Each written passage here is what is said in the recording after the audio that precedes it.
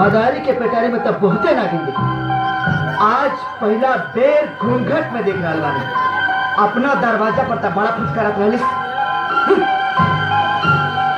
कान खोल के सुन ले, अगर तोर बेईमान बाप दहेज के 2 लाख रुपया आ सेंट्रल कार ना दिलस, हमारी इज्जत के बखेड़ा उधड़लस, तो हम तोर चमड़ी उधेड़ ले। हम अपन गलती की माफी मांगतानी।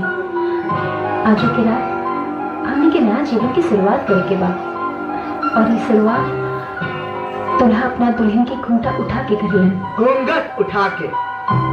अरे तो ये तो हम बुलाए गई। ला तुहार घूंघट उठा देता नहीं। अब रहा मुंह दिखाई के रसम, तो वह हम पूरा कर देता नहीं।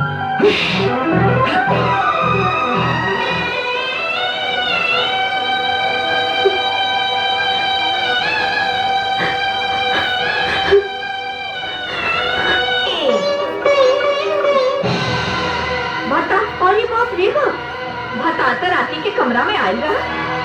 ओ चल गई रहे कि नैहर में कोनो यार बा, ओकरे याद करके का रो रहल बाड़ू? ओ लक्ष्मी, कब से आवाज देत रही तो के भाई नहीं? हम सच कहते नहीं बाजी, हम नहीं सुनते। आप सुन ले, जब ले तोर बाप हमनी के मन पूरा ना करी तो के घर में बहुरानी नहीं नौकरानी बना के रख। अब जल्दी से उठ, आई लटका झटका तामझाम हटा के घर के कुल काम पहला शुरू कर दे, समझ ले?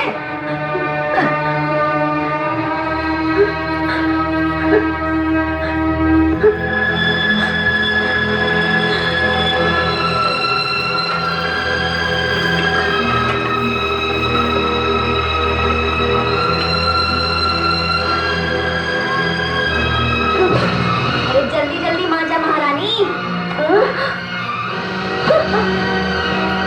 बाबूजी नाश्ता।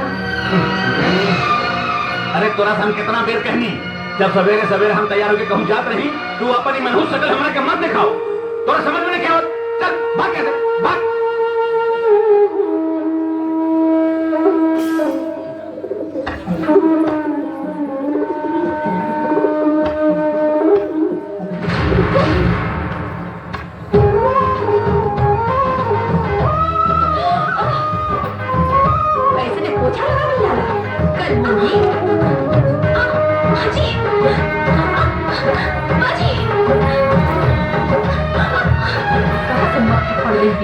लक्ष्मी